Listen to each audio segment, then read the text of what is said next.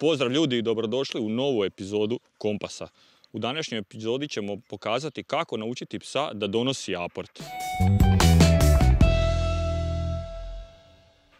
Aport je po meni jedna od najkompliciranijih vježbi u poslušnosti kod sportske radne kinologije.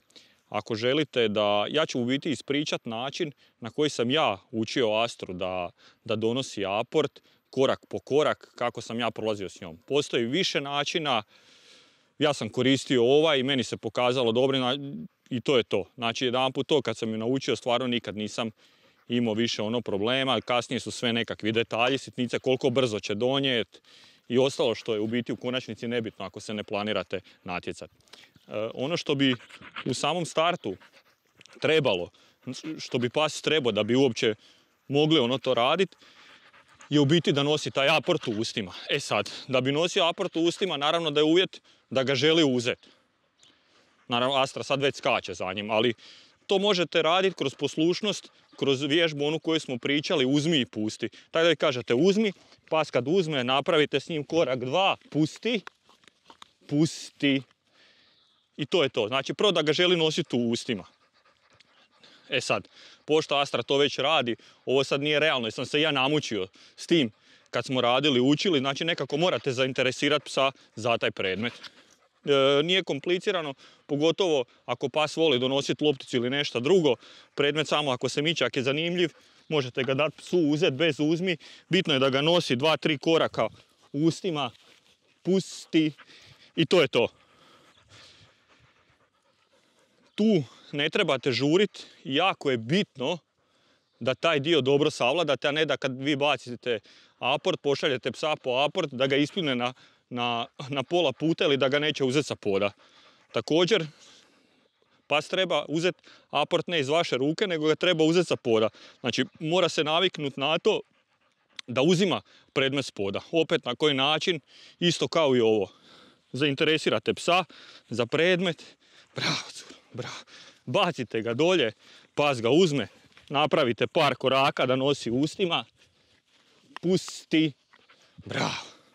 Vi nećete vjerojatno ni morat govoriti pusti, jer će psu aport ispadati iz usta, zato što nije još naviko nositi drveni uteg u ustima i bez veze mu je to zaš bi nosio. To su neki umorni koraci koje bi trebalo savladati. Kao što sam rekao, tu pas već mora imati ipak neko predznanje, mora biti uveden u vježbu pusti, da on taj aport pušta, mora biti uveden u vježbu dođi, jer vježba se sastoji, možemo pokazati cijelu vježbu. Znači, ovo stvarno nisam sastavno dugo radio, sigurno godinu dana uopće nisam bacio aport, pa ćemo vidjeti sad kako će to proći. Sjedi. Sjedi. Aport!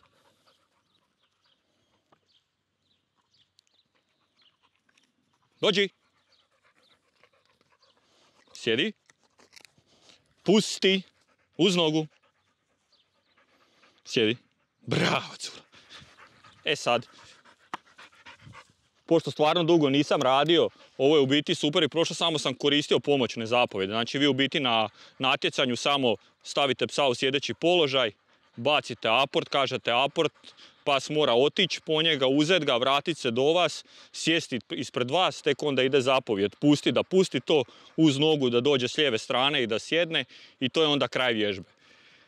Ja sam ovdje koristio pomoćne zapovjede dođi i da sjedne, jer kažem nismo dugo radili i da li bi odradili ili ne bi, bolje ne riskirati. Isto tako znači kad trenirate, koristite to sve, nemojte ništa i naravno za početak nema tog bacanja, to sve radite na povodcu. Evo pokazat ćemo, pusti, pusti, uz nogu,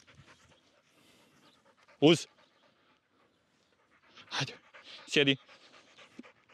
Znači bacite ga, nemojte ga bacati predaleko, lako ćete, sjedi. Lako ćete ga vi kasnije daleko baciti, bacite ga negdje bliže na dužinu povodca, malo dalje i odete. Aport, dođi, sjedi, pusti, uz, sjedi, bravo cura, bravo. Dobro, ne možeš ga sad više gnjaviti.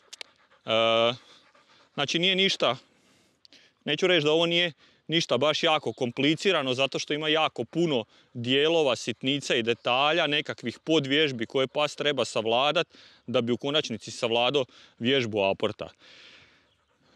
Ako pričamo o aportu u nekom kontekstu natjecanja, ovo je nije ni blizu neke ocjene, ovo je za ocjenu 1,5, jer znači kod natjecanja se gleda i brzina kojom pas donosi i ovaj dio kad astra dolazi pa grickat, znači pas ne smije grickat, mora ga stalno držati, mora sjest, biti miran dok vi ne kažete pusti, tako da ovo je daleko od neke natjecateljske forme izvedbe, da se ne bi našao neko prozvan od natjecatelja i mislio da je ovo se prezentira u videu kao nekakav natjecateljski dio. Ovo je čisto ako želite to naučiti svog psa, na koji način povezivati detalje, vježbe.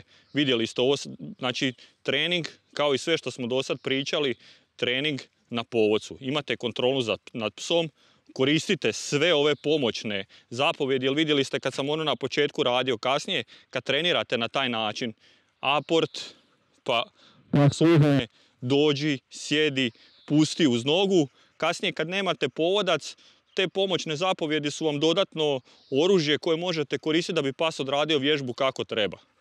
Tako da koristite povodac. Vi kasnije ima tu sad ono nekakvih sitnica i detalja, kažem to je jako kompleksna vježba, sastoji se od hrpe sitnica detalja i ako želite to sad raditi za nekakvu ocjenu ili ići na neko natjecanje, onda se u biti svaki segment vježbe zasebno vježba. I brzina dolaska i brzina odlaska i da pas kad uzme aport ne kruži nego da odmah pravocrtno se vraća. Kažem, to su sve ono neke sitnice i detalji, sve zasebno se to onda razdijeli u segmente i svaki segment koji je slabiji se zasebno vježba. Ali za nekakvu osnovu, za nekakvu novu stvar koju želite raditi sa svojim psom, ubaciti, naučiti, zabaviti se sa svojim psom na nekakav drugačiji način, ovo vam je sasvim dovoljno. Tako da, to je bilo to.